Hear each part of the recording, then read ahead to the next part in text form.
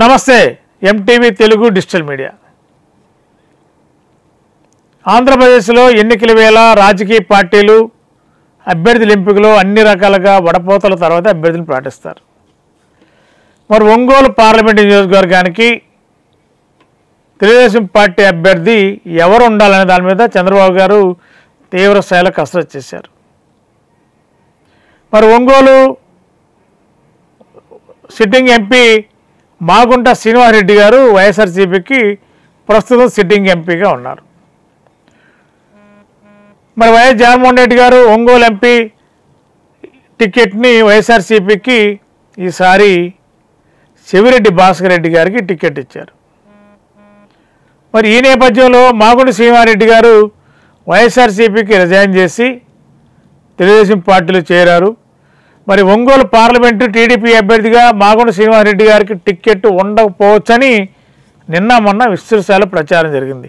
కారణం, మరి ఢిల్లీలో మద్యం కుంభకోణం సంబంధించి ఇప్పటికే తెలంగాణ చెందిన బీఆర్ఎస్ నాయకురాలు కవితను పోలీసులు అరెస్ట్ చేశారు. అక్కడ ప్రస్తుతం ఆవిడ పోలీసుల కస్టడీలో ఉన్నారు. మరి ఈ కేసులో మాగుంట శ్రీనివాసరెడ్డి గారికి కూడా భాగస్వామి ఉంది అని చెప్పి అనే ఉద్దేశంతోనే వైఎస్ఆర్సీపీ కూడా ముందస్తుగా మాగుంట శ్రీనివాసరెడ్డి గారికి ticket Ongole parliament YSRCP ticket ఇవ్వరని ప్రకటించిన నేపథ్యంలో మాగుంట శ్రీనివాసరెడ్డి గారు వెంటనే పార్టీ ఫిరాయించారు, వైసీపీకి రిజైన్ చేశారు, టీడీపీలోకి వెళ్ళారు. మరి ఒంగోలు పార్లమెంట్ నుండి మాగుంట శ్రీనివాసులు గారి యొక్క కుమారుడు మాగుంట రాఘవరెడ్డి గారిని పోటీలో దించాలని నిర్ణయించుకున్నట్టు మాగుంట శ్రీనివాసరెడ్డి గారు స్వయంగా ప్రెస్ కాన్ఫరెన్స్లో చెప్పారు. మరి తీరా చూస్తే రాజకీయాలు ఏ రోజుకి ఆ రోజే ఒకరికి ఒకరు బలమైన ఆర్థికంగా అంగబలం, ఆర్థిక బలం, జనబలం ఉన్న నాయకుల్ని ఎన్నికలు పోటీలు తెమ్మడం సహజంగా జరుగుతుంటుంది. మరి ఒంగోలు పార్లమెంట్లో చెవిరెడ్డి భాస్కర్ రెడ్డి గారు చిత్తూరు జిల్లా చంద్రగిరి నియోజకవర్గం తీసుకొచ్చి ఒంగోలు ఎంపీగా పెట్టారు. మరి ఆయన కూడా చాలా ఆర్థికంగా చాలా బలమైన నాయకుడు, పార్టీలు కూడా సీనియర్ నాయకుడు, చాలా స్ట్రాంగ్గా రెడ్డి సమాజానికి చెందిన నాయకుడు. మరి అలాంటి వ్యక్తిని ఢీకొనాలంటే మాగుంట రాఘవరెడ్డి గారు స్థాయి సరిపోతుందా అని టీడీపీ గుర్తించినట్టుంది.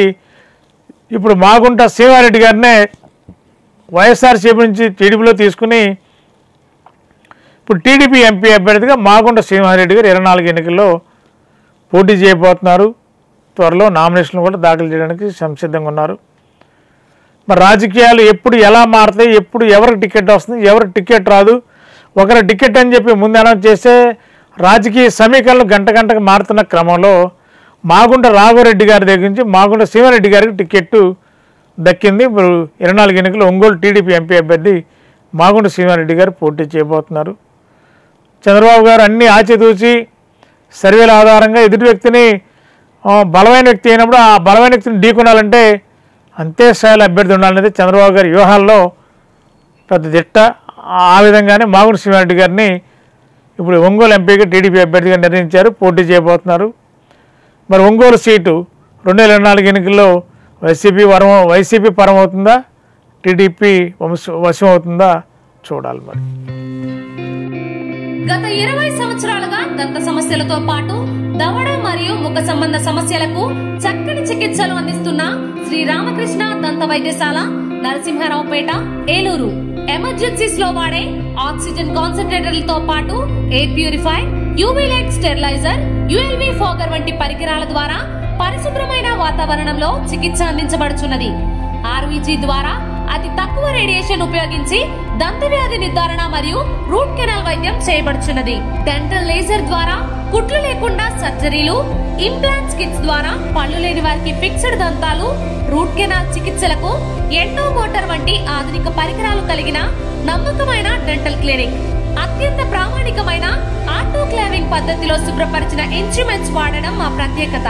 దంత సమస్యలకు చికిత్సతో పాటు విరిగిన దవడ మరియు ముఖ ఎముకలకు చికిత్స, ఎత్తు మరియు వంకర దవడలకు కాస్మెటిక్ సర్జరీ, యాక్సిలోఫేషియల్ వంటి చికిత్సలకు చిరునామా శ్రీ రామకృష్ణ దంత వైద్యశాల, వేములపల్లి రెసిడెన్సీ అపార్ట్మెంట్,